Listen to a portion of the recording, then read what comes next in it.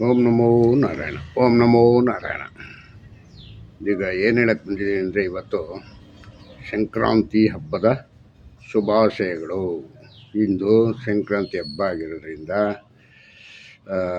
ಎಳ್ಳು ಬೆಲ್ಲ ತಿನ್ನಬೇಕು, ಮತ್ತು ನಾವು ಖುಷಿಯಾಗಿ ಮಾತಾಡಬೇಕು.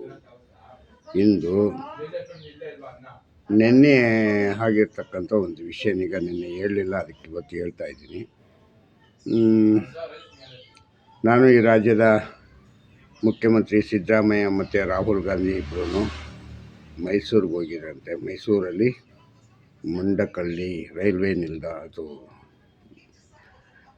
ಮಂಡಕಳ್ಳಿ ಫ್ಲೈಟ್ ನಿಲ್ದಾಣದಲ್ಲಿ ರಾಹುಲ್ ಗಾಂಧಿನಿಗ, ನಮ್ಮ ದೇಶದ ರಾಷ್ಟ್ರೀಯ ಪಕ್ಷವಾದ ಕಾಂಗ್ರೆಸ್ ಪಕ್ಷದ ಅಧಿನಾಯಕ ರಾಹುಲ್ ಗಾಂಧಿನಿಗೆ ಭೇಟಿಯಾಗಕ್ಕೆ ಹೋಗಿದ್ರು. ಏನಕ್ಕೆ ಹೋದ್ರು ಭೇಟಿ, ಏನಕ್ಕೆ ಮಾಡಿದ್ರು ಭೇಟಿ?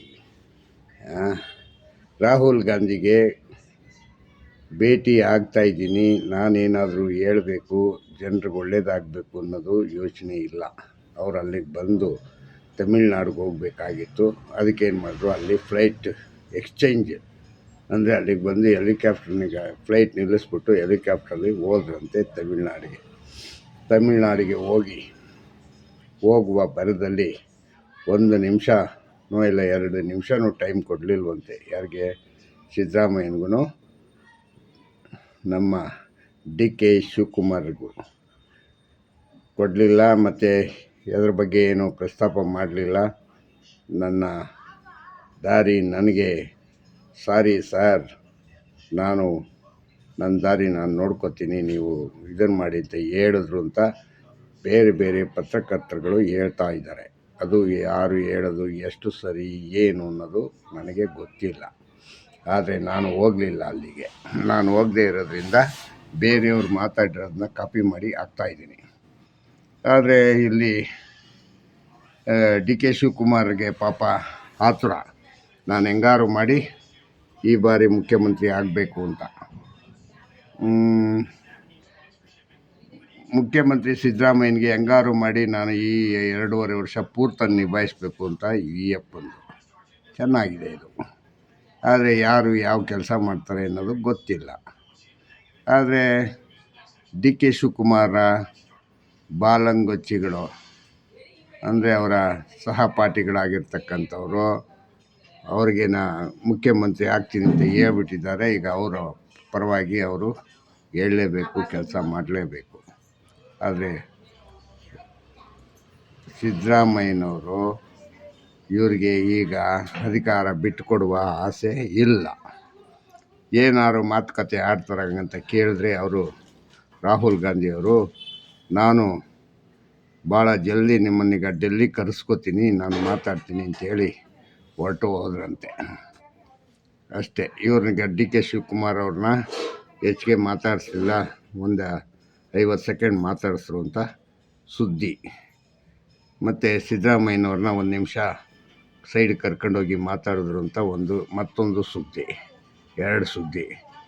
ರಾಹುಲ್ ಗಾಂಧಿ ತಮಿಳ್ನಾಡಿಗೆ ಹೋದರು, ಬಂದರು, ಅಷ್ಟೇ. ಏನೂ ಇಲ್ಲ, ಯಾವುದೇ ಆದ ಕಾರ್ಯಕ್ರಮಗಳು ನಡೀಲಿಲ್ಲ. ಮತ್ತು ಇನ್ನೊಂದು ಏನಪ್ಪ ಹಂಗಂತಂದರೆ, ಇವರು ಡೆಲ್ಲಿಗೆ ಹೋದವರು ಯಾರು? ರಾಹುಲ್ ಗಾಂಧಿ.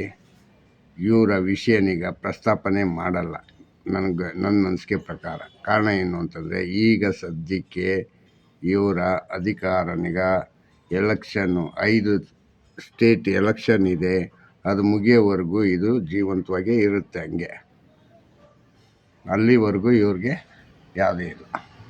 ಮತ್ತು DK ಶಿವಕುಮಾರ್ಗೆ ಅಸ್ಸಾಂನ ಜವಾಬ್ದಾರಿ ಕೊಟ್ಟಿದ್ದಾರೆ, ಮತ್ತು KK ಜಾರ್ಜ್ಗೆ ಕೇರಳದ ಜವಾಬ್ದಾರಿ ಕೊಟ್ಟಿದ್ದಾರೆ. ಇವರು 16 ಮತ್ತು 20ನೇ ತಾರೀಕು ಏನೋ ಡೆಲ್ಲಿನಲ್ಲಿ 22ಕ್ಕೆ ಮಾತುಕತೆ ಇದೆ ಅಂತ ಹೇಳಿದ್ದಾರೆ. ಇವರು ಅಲ್ಲಿಗೆ ಹೋಗೋದಕ್ಕೆ, ಅಲ್ಲಿ ಮೀಟಿಂಗು ಯಾವ ರೀತಿ ಮಾಡಬೇಕು ಏನು ಅಂತ ಅದ್ರ ಮೀಟಿಂಗ್ ನಡೀತದೆ, ಅಲ್ಲಿ ಮಾತಾಡೋಣ ಅಂತ ಇವರು ಕಾತುರದಿಂದ ಕಾಯ್ತಾ ಇದ್ದಾರೆ. ಯಾರು?